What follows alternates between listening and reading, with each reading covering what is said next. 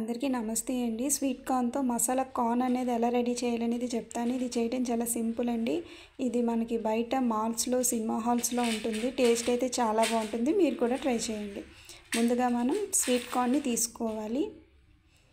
వాటిని శుభ్రంగా కడిగి ఒక బౌల్లో వేసుకోవాలి. ఇంతలో మనం స్టవ్ ఆన్ చేసి గిన్నె పెట్టుకోవాలి.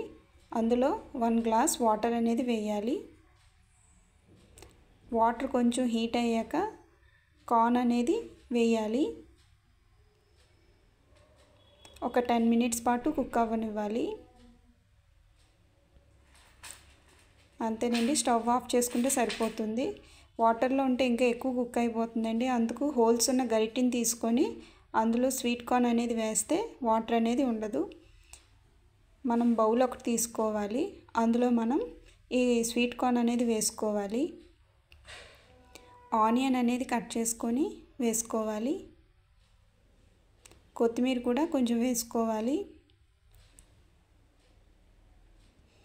లెమన్ జ్యూస్ 1 టేబుల్ స్పూన్ వేసుకోవాలి. చిల్లీ పౌడర్ 1/2 టేబుల్ స్పూన్ వేసుకోవాలి. తగినంత సాల్ట్ వేసుకోవాలి. చాట్ మసాలా కూడా 1/2 టేబుల్ స్పూన్ వేసుకోవాలి. ఇది మొత్తం కలుపుకోవాలి, మొత్తం మిక్స్ అయ్యేటట్టు. టేస్ట్ అయితే చాలా బాగుంటుందండి.